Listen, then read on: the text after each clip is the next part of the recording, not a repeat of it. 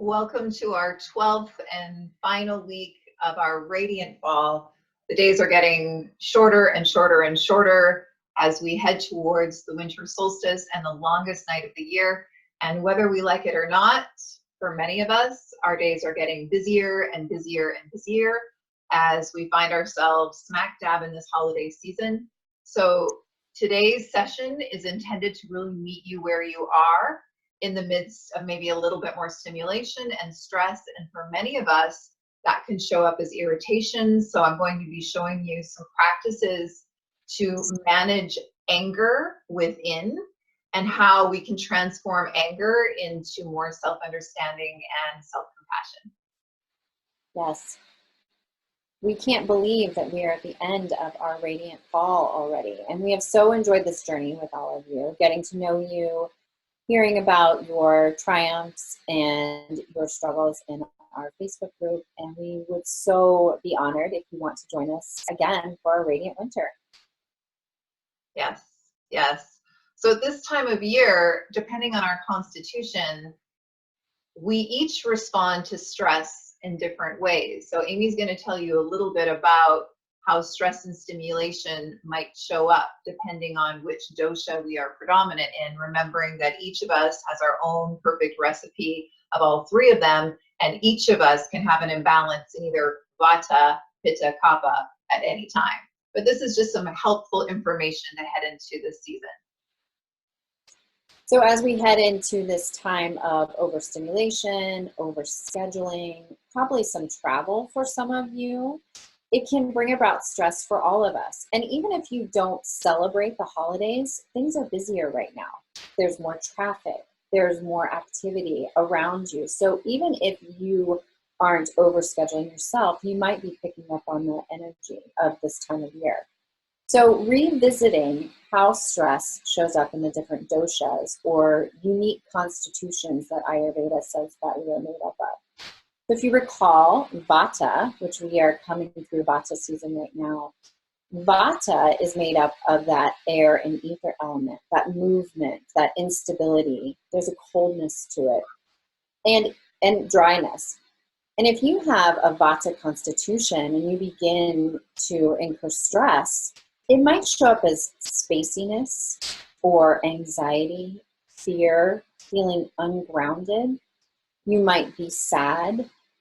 And in Pitta, if you recall in Ayurveda, Pitta is made up of fire and water. And when Pittas incur stress, they become sharp. They can become critical, or they can actually become angry. And Pittas, especially right now, might be overstimulated, overscheduled. And when things don't go exactly as planned for Pittas, that can bring about some anger. So for Pittas, having a little bit of a sense of surrender, maybe things might not always go as planned. If you think about all the activities that might be coming up on your schedule, it could be a lot.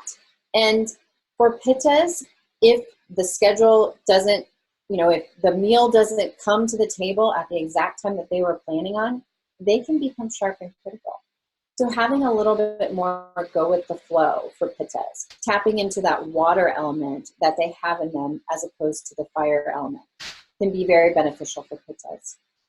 Stress for Kappas shows up right now as melancholy, nostalgia, over shopping.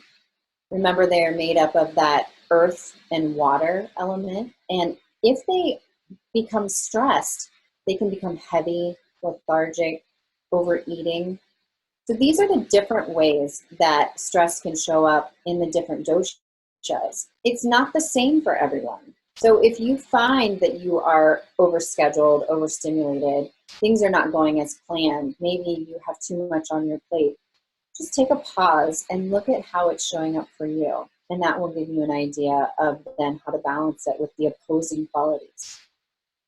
Mm-hmm. And making it a priority to take care of you.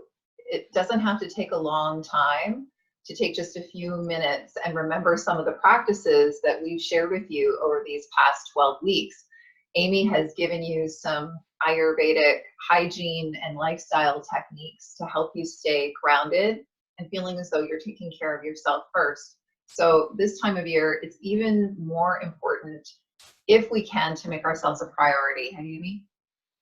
Absolutely. We've talked about so many different practices throughout this past season. And what we're doing is creating rituals for ourselves. And if ritual, the word, feels a little sticky, then you can change it to routine or practice. But having everything become routine or practice as much as you can really gives our system a sense of predictability.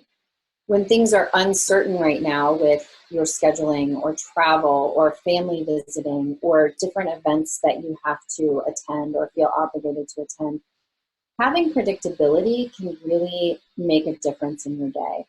It can make a difference in how you feel or how you're navigating the things around you. So we offered rituals as simple as scraping your tongue in the morning.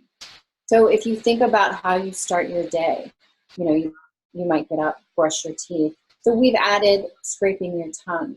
We've offered so many practices with movement before you even get out of bed, as far as lubricating the joints, moving the body, prioritizing you before you greet the day.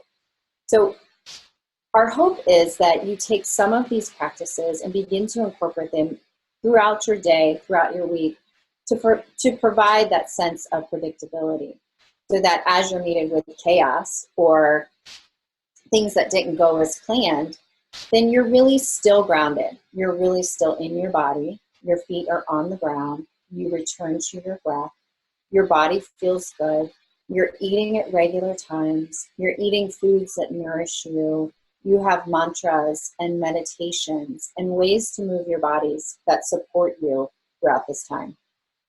And no matter how stress and stimulation is showing up for you in your own particular perfect recipe within, even if you were listening to Amy talk about how stress shows up in the doshas and you're like, oh, all three, I definitely have a little bit of all three. A little bit of movement, some breath, some self-reflection, and some silence will help. So I've structured something for you today that will be particularly useful for irritation, or anger, or frustration, irritability, control. However, any kind of stress is going to be soothed by moving and breathing and taking some time for yourself. So the kind of physical practice that I want to offer today does have us at a tabletop posture using hands and knees. So I want to make sure that you've done your joint freeing today. I can't say enough, especially now that most of us are in cooler evenings and mornings. Before you even get out of bed, you're starting with every joint in the body and you're warming up the joints in your body before you move them. Taking 10 minutes just to create that warmth and range of motion in all of the joints of the body. I've been doing a joint freeing series now for about a year, and that's the only thing that's changed in my physical practices. And I used to have so much more mobility in right shoulder over left. And the other day I was practicing a cow face pose, so arms in this direction, and I did not used to be able to do it on this side. And now I almost have exactly the same range of motion.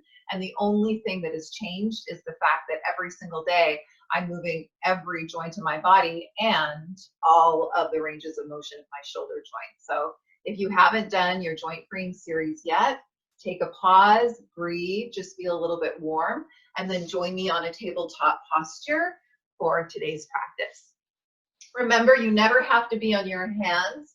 If you're in a practice, if you're doing yoga with me, if that doesn't feel good, but if you're going to be on your hands, you want to use the muscles of your hands. So really spreading those fingers wide and gripping the fingertips into the mat. But you could be on fists or forearms as well. So Amy mentioned that some of us, when hit with a really busy time of year, we can feel locked in the way we want it to be. So how can we ease up and go with the flow with life and become a little bit more receptive rather than controlling? Because we all know when we open the heart that the only thing that we can control is how we are showing up to the situations in our life. We cannot control what other people are thinking. We cannot control the actions of other people. So this movement some cat and cows moving with the flow of the breath helps us to embody this idea of fluidity and the water element. When you inhale, lift the seat, drop the belly, chest forward, shoulders back, maybe head up if it's okay for the neck. And then beginning of the exhale, beginning of rounding the spine, eventually chin towards chest. So continue now on your own, but I want you to make sure that the breath is becoming a moment before the movement. So let there be an inhale and then the movement. Let there be a little bit of breath left at the top of the movement. And then the beginning of the exhale, the beginning of the movement. Amy's in a chair. You can do seated cat-cow. So you can absolutely have your hands down. And as you inhale, you're opening up across the front of the chest, shoulders back. And as you exhale, you're rounding chin towards chest. So wherever you are, we're all moving in time with breath. Slow it way down, slow your breath down. Beginning of the inhale, beginning of the movement, shoulder blades kiss. Beginning of the exhale, beginning of the movement, rounding the spine, eventually chin to chest if that's okay for the neck. Remember, if you're on hands and knees, just spread the fingers and really use the muscles of the hands, arms strong and straight. Relax the face. You can explore that Ujjayi breath, so a gentle constriction of the back of the throat here. That's also soothing for Vata. That's also warming. If you're chilly, you want to stay warm at this time of year.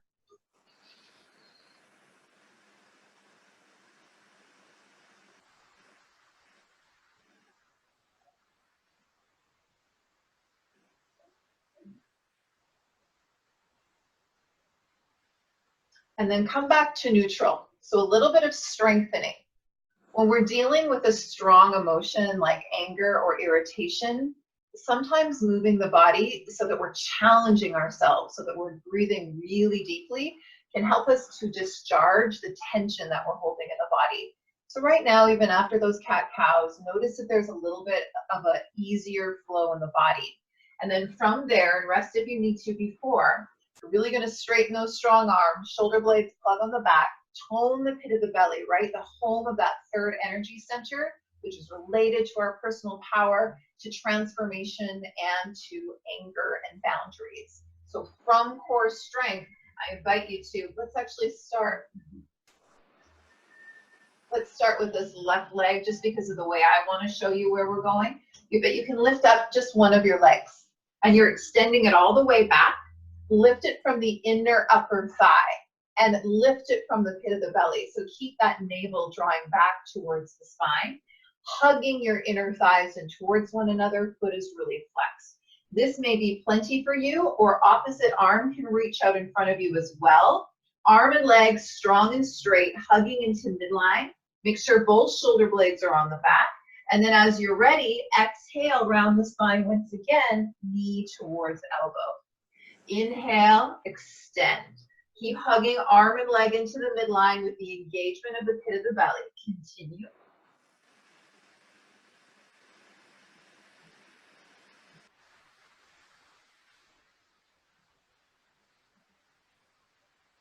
Now place the hand back down.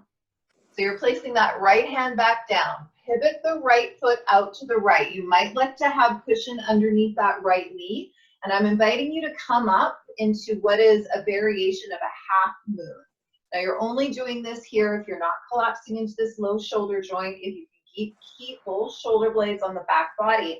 And the reason I want to show you this is because we're really radiating from our core strength. So that energy center right there at the solar plexus, our inner sun, that third chakra that is related to power and anger, we are radiating in all directions from that center. Back foot is really active, back leg is strong, tailbone forward, most important, pit of the belly back and up, low ribs in, so you feel so connected. It's like you're extending from that core, from that power center in all directions, lifting out of the low shoulder joint, collarbones nice and broad, and sides of the throat back. Breathe, breathe, breathe, breathe, breathe. When you're ready, come on down. Make sure that the breath is still long and deep. And you're moving right into the other side unless you need to take some time to rest, come into a child's pose. Anytime we're doing any sort of movement, especially in a yoga room or in your private practice, you want to make sure that your breath remains long and deep. If you feel like you're straining, struggling, and forcing, take a little rest and then come back into the version of the pose that you can do with your breath deep. So other side, right leg extends, lifting the leg from the inner upper thigh, and then lifting from core strength. There's a real difference between lifting the leg and lifting it from the core. Opposite arm can lift, maybe. Exhale, round. With the breath. So again, the beginning of the breath, beginning of the movement. You're expanding from that third energy center, and then you're drawing into it. So we're using the energy that is associated with anger and irritation within this strengthening movement. And then the left hand can come down, left foot can pivot. You can take cushion underneath that knee if you want. And then the other side, radiating from the core. Not collapsing into that low shoulder joint, low ribs in, tone the pit of the belly. Make sure the back leg is strong and straight. Breathe. Long, slow, deep breath.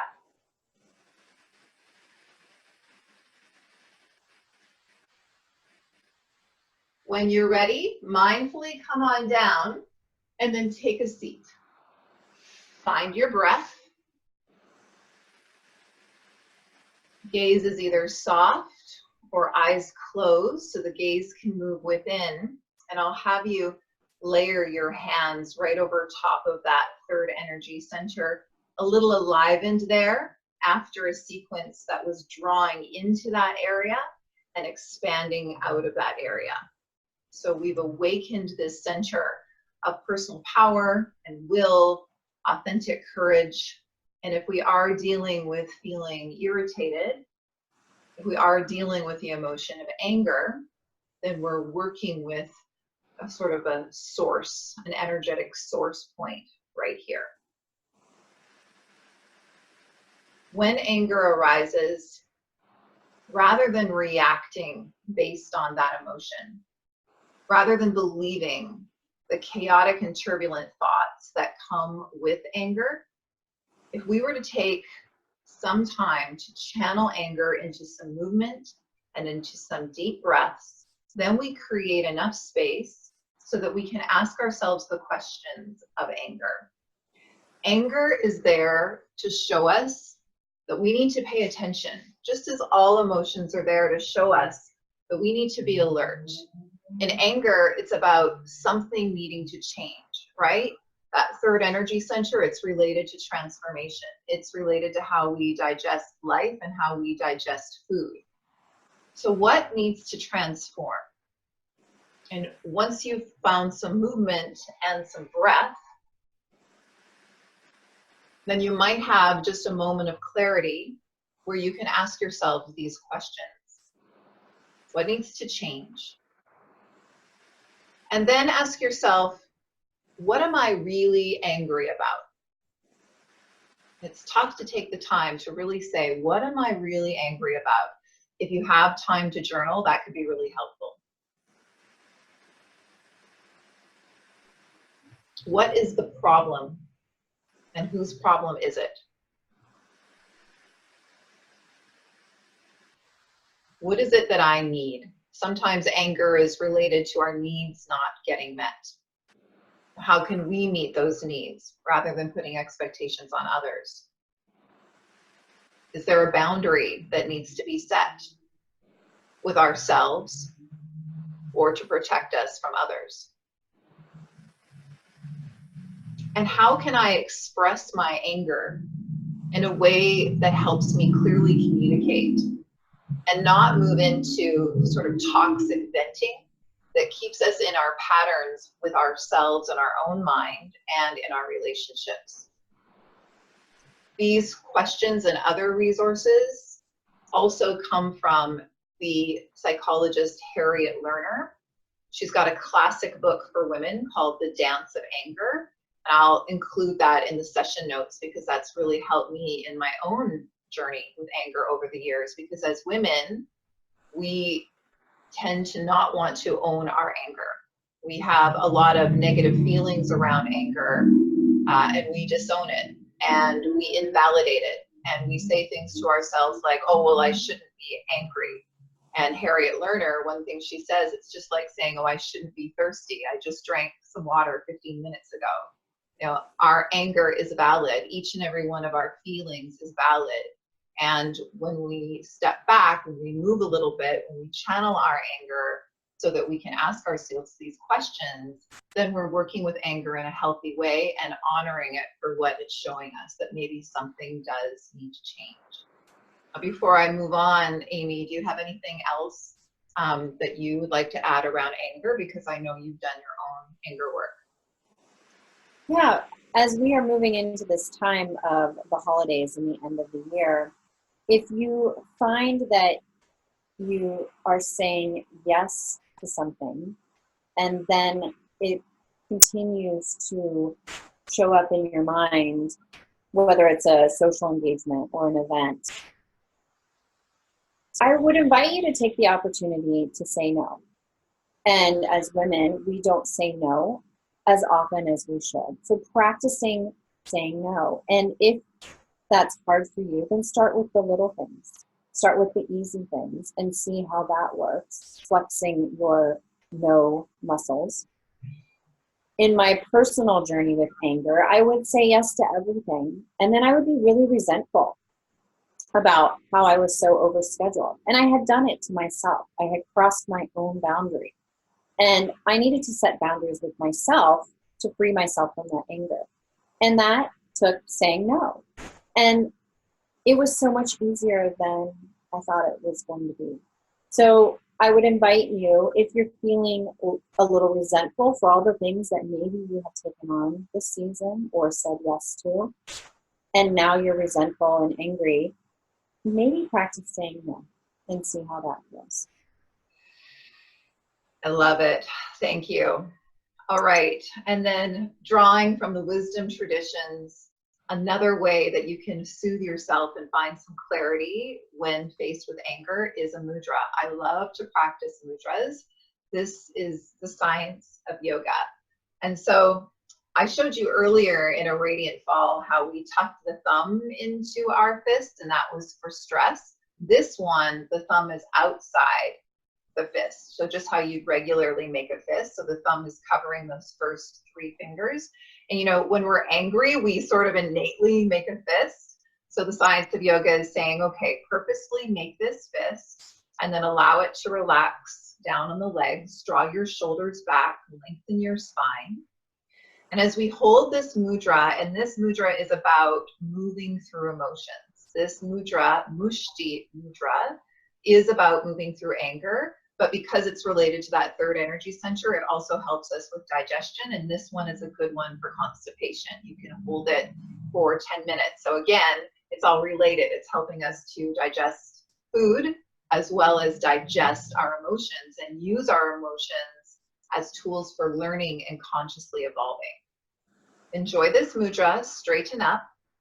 Your breath technique is a spine breath, and this is good for Pitta personalities to help move the mind away from all of their shoulds and their have-tos and their schedules and give the mind a real tether of focus. So when you inhale, picture your breath moving in through your nose and then down the length of your spine.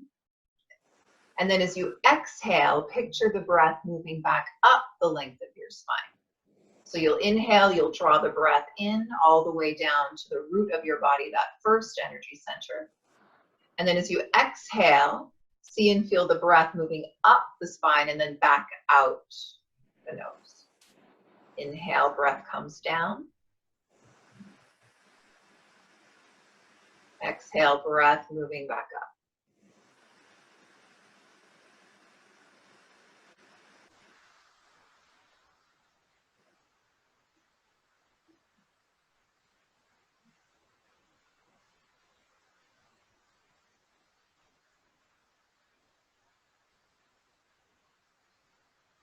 And once that becomes easy to see and feel the breath moving in through the nose, down the throat, down the chest towards the root, and exhale back up, out the nose.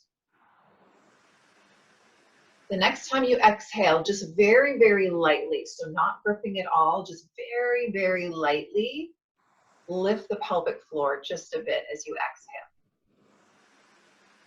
It might even be just almost a thought of doing it, like an energetic lifting.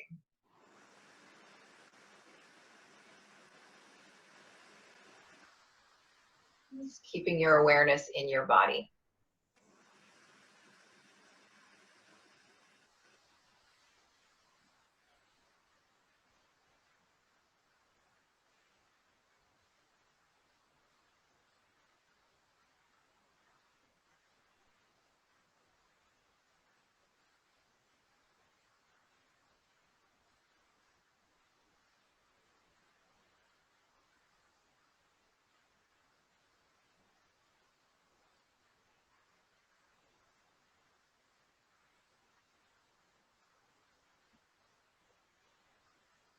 You can soften the breath so it's not so long and deep, but still continue to watch the inhale move down to the root.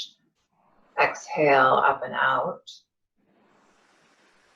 And then the next time you inhale, let your attention center at that center of the body, the location of the solar plexus, Manipura energy center.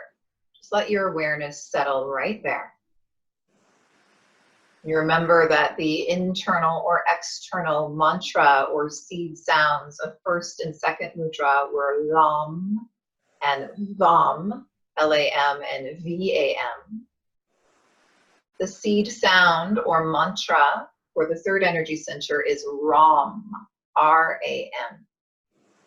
Pitta minds can benefit from mantras. Again, something to keep that busy mind focused. So internally now for the next few breaths, just practice the idea of this long sound RUM. Or if you're somebody who wants to play with how vibration moves in your body and how that can help really calm us down, you can outwardly try RUM.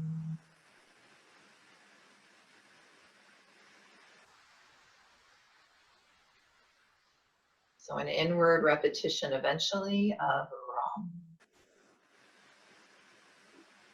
Every breath.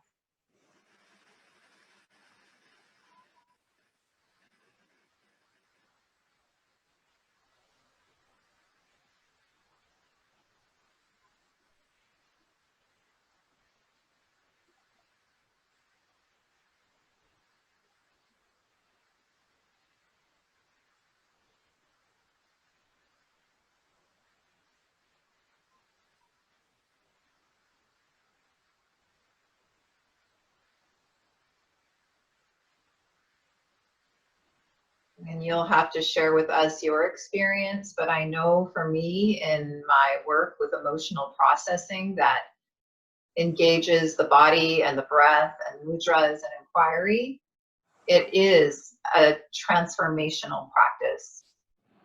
So notice for yourself if there is a difference, especially when faced with anger. Moving, breathing, mudra, mantra, inquiry. And eventually, with patience and practice, everything is temporary, as we know. Emotions are energy in motion. They're meant to flow. We do have transformation. We do have growth and understanding. And as we open and clear those first three energy centers, as we work with them, working with that third energy center, balancing it, helps us to move here to the heart.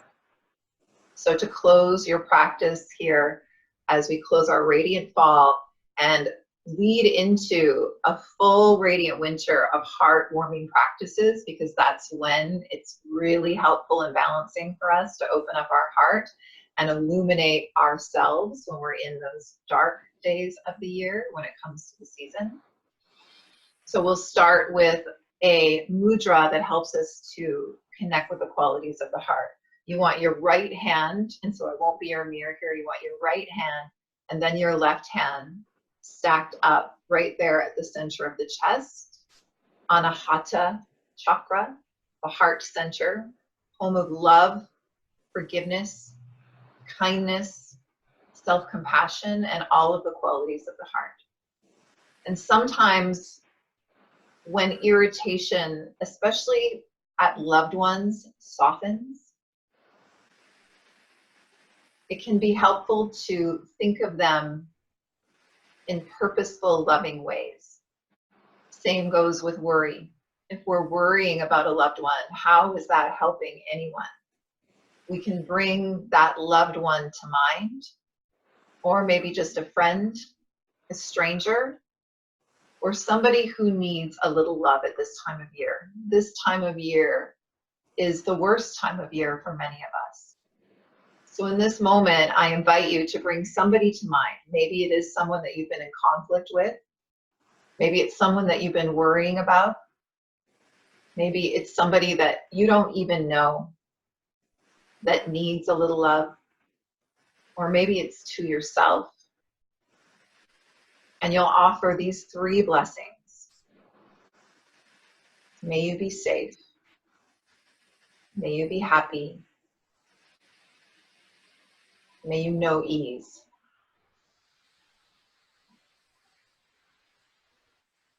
And the idea is to repeat those 3 blessings 3 times, seeing that person or that group or offering them to yourself. May you be safe. May you be happy.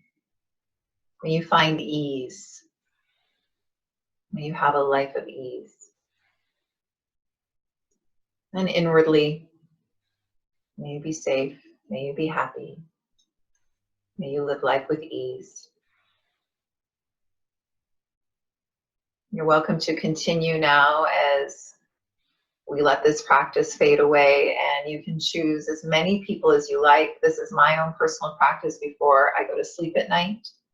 I send these blessings to as many people as I can think of. It helps me sleep. I feel better when I wake up in the morning. You can choose how it works for you this holiday season, and let us know. And we will see you next week, a very special practice for the winter solstice, as we offer countless tools and skills to help you go with the flow of life and the seasons as we arrive to a radiant winter. Thank you.